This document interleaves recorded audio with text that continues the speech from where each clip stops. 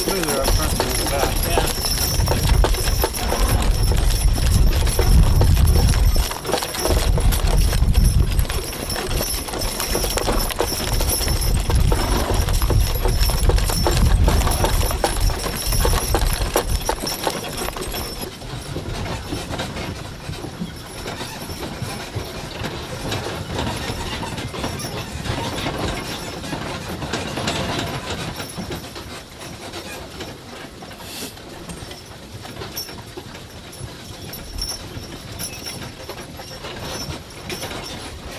So has this trip turned out?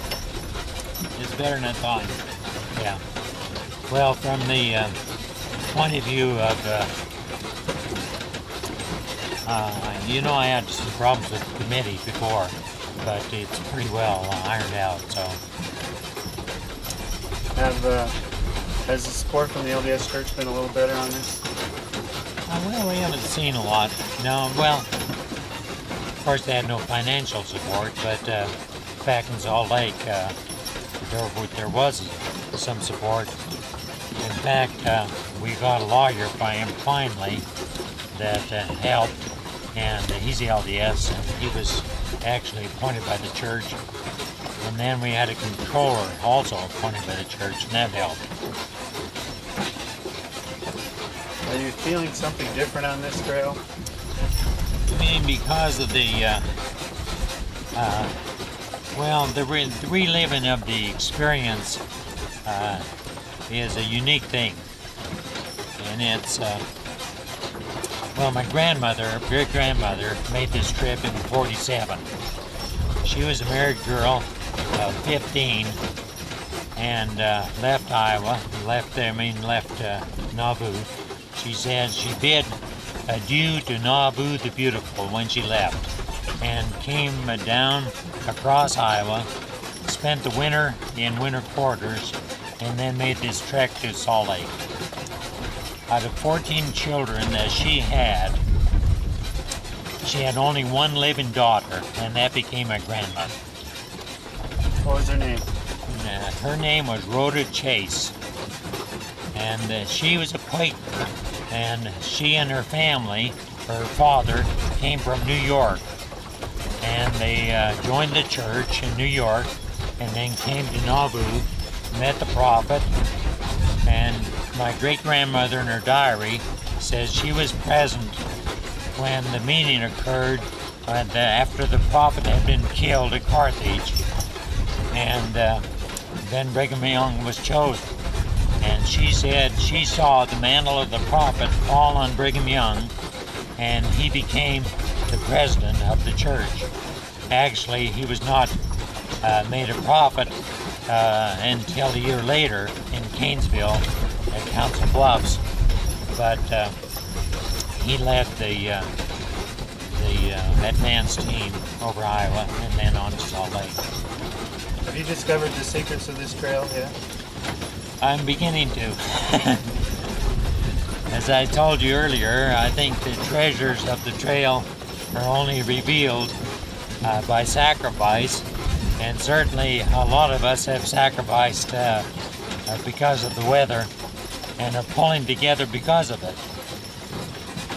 And so I think by the time the whole trip is over, the secrets will be revealed to all of us.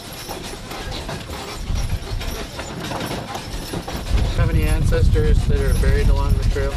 Well, actually, no, my great-grandfather was buried in the Salt Lake Valley. So there are none buried out here. My great-grandfather erected a grist mill in Salt Lake near Mill Creek. And then my grandmother moved up to Canada with my great-grandmother moved up to Canada with my great-grandfather. And then my grandmother was born. She married up in Canada, a place called Cardston, Alberta. And I was born in Calgary and raised in Edmonton, Canada, which is about 400 miles north of the border. So I'm still a Canadian. So why do this?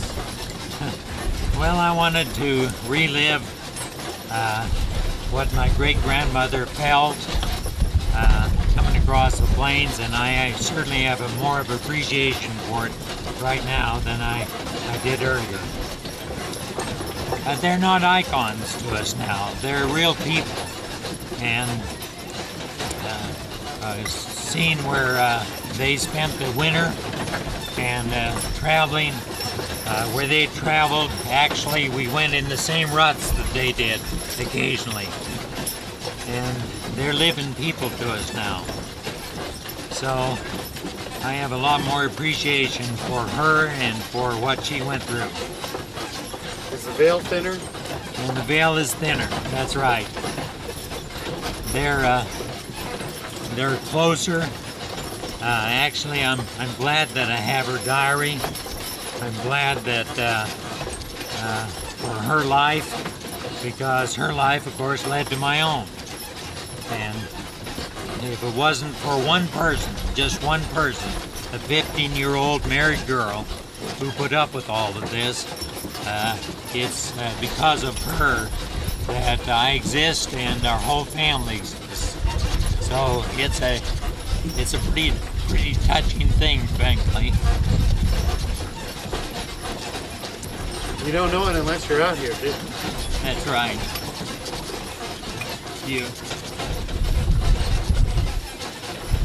You have more of appreciation for the whole thing and for her.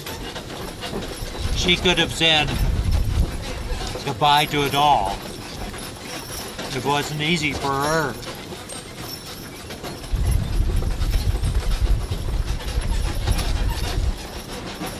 You keeping a diary, Max? I am.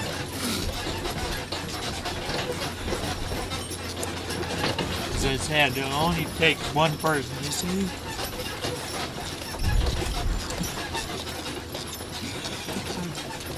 I don't want to put up with all this. I'm staying in Iowa or Nebraska or somewhere else, but she didn't.